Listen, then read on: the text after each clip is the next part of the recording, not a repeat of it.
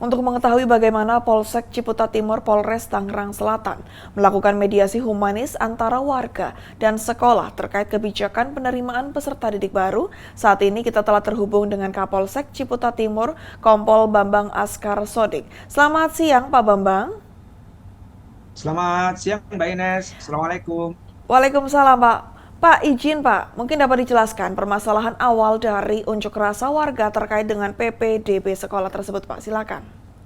Baik, terima kasih Mbak Ines. Memang betul kemarin hari Senin itu pada saat dimulainya awal ma- masa pengenalan lingkungan sekolah atau MPLS, memang kami mendapatkan laporan bahwa sekolah itu tidak bisa dilakukan secara luring, melainkan secara daring.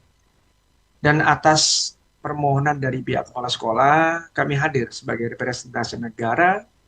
Saya sendiri memimpin langsung bersama Pak Dan Ramil dan Pak Camat hadir di sekolah dan kami lakukan upaya komunikasi karena kami berprinsip bahwa kalau kita pengen menang, kita harus kuat. Kalau kita kuat, kita harus bersatu.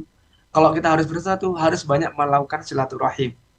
Ya, itu konsep kami itu alhamdulillah diterima oleh warga sampai akhirnya warga bersama Satpol PP pun sepakat untuk membuka gembok pagar sekolah dan semua kita turunkan spanduk dan tulisan-tulisan yang ada di sekitar sekolah kita turunkan semua. Di sini kami kenapa harus melakukan upaya tersebut? Memang unjuk rasa atau menyampaikan pendapat di muka umum sah-sah saja sesuai dengan aturan Undang-Undang Nomor 9 Tahun 98 diperbolehkan. Tapi jangan sampai menyampaikan pendapat di muka umum itu mengganggu ketertiban dan mengganggu hak orang lain. Ada hak orang lain di situ. Itu yang harus disepakati dan disadari oleh warga. Dan untuk kedepannya memang kami mohon kepada pihak Dinas Pendidikan Provinsi Banten libatkan kami dari awal. Libatkan kami TNI Polri itu dari awal untuk sosialisasi, untuk memberikan edukasi dan melakukan literasi kepada warga kami. Jadi seolah-olah di sini kami sebagai negara, representasi negara seolah-olah merasa dibenturkan dengan warga karena minimnya sosialisasi dan literasi kepada warga, Mbak. Tapi alhamdulillah berkat kegiatan silaturahim yang kita lakukan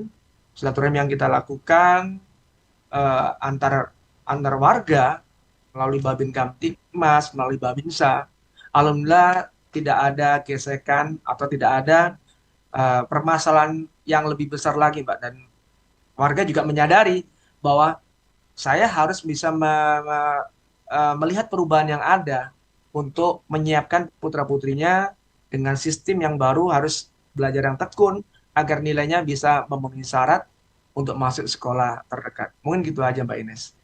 Baik, Pak. Kemudian selain melakukan tindakan humanis, apakah Anda juga melakukan sikap tegas dan tentunya akan konsekuensi pelanggaran hukum jika dikatakan mengganggu Kamtipas di lingkungan, Pak? Seperti apa, Pak? Baik, kami pada saat pertemuan dengan warga, dengan kepala sekolah dan kebetulan memang dihadiri semua, Pak Camat ada, Pak dan Namil ada dari perwakilan Dinas eh, Pendidikan Tangerang Selatan dan pengendalian mutu di pendidikan ada. Kami sampaikan bahwa ini adalah kebijakan pemerintah Provinsi Banten, tapi masyarakat pun harus mendapatkan literasi yang baik. Dan kami sampaikan apabila ditemukan ada pelanggaran dari pihak sekolah, misalkan sekolah ada main-main terhadap proses penerimaan murid baru, silakan dilaporkan, diproses secara hukum. Tetapi pun masyarakat kalau misalkan melakukan kegiatan anarkis, ya kan, perbuatan tidak menyenangkan, perbuatan yang merugikan kepentingan masyarakat dan mengganggu ketertiban umum, kami pun melakukan menyampaikan ke warga ini akan menjadi permasalahan baru lagi, apalagi sampai melakukan kegiatan merusak alat-alat negara. Itu yang kami sampaikan kepada warga agar kedua belah pihak saling menyadari terkait hal itu, Mbak. Kemudian Pak, pasca mediasi tersebut, bagaimana kondisi Kamtibmas yang ada di sekolah saat ini Pak? Alhamdulillah, memang tugas kepolisian adalah memberikan perlindungan, pengayoman dan pelayanan masyarakat, memelihara Kamtibmas terhadap penegakan hukum. Saat ini alhamdulillah tadi pagi sudah tidak dilakukan daring lagi, tapi secara luring atau secara hadir.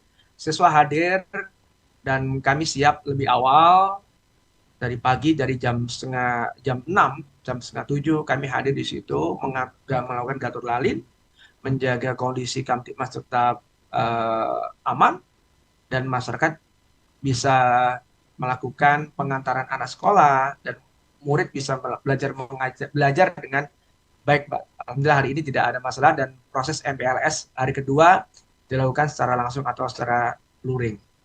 Itu, Mbak. Baik Pak, terakhir mungkin pesan yang ingin disampaikan kepada masyarakat agar selalu bersinergi dengan kepolisian dalam menjaga Kamtibmas. Silakan Pak. Baik, terima kasih Mbak. Imbauan kami selaku Kapolsek Ciputat Timur kepada masyarakat, libatkan kami dari awal. Libatkan TNI, Polri lebih awal, jangan libatkan pada saat sudah jadi masalah. Kami harus mendapatkan informasi secara masif terkait dengan kegiatan sistem penerimaan murid baru. Jadi kami bisa mensosialisasikan ke warga kami di 13 kelurahan agar tidak ada miskomunikasi. Karena apa? Kalau terjadi kebuntuan komunikasi antara pemerintah, negara, dan masyarakat, pasti nanti ada masalah. Yang kedua, kami mengimbau kepada masyarakat untuk selalu kedepankan bertabayun lah. Kita harus cek dulu, jangan sampai mempunyai rasa berburuk sangka, melakukan suudzon terhadap semua kegiatan ini. Mereka menduga-menduga. Jadi saya minta jangan berdasarkan katanya, tetapi berdasarkan faktanya dan datanya. Kalau misalnya ada pelanggaran kecurangan, silakan dilaporkan kepada kami dari kepolisian untuk melakukan proses penegakan hukum. Mungkin itu aja, Mbak Ines. Baik, terima kasih Kapolsek Ciputat Timur, Kompol Bambang Askar Sodik telah bergabung bersama dengan kami di Polri TV. Selamat siang dan salam presisi, Pak. Baik, selamat siang, salam presisi, Mbak Ines, sehat selalu.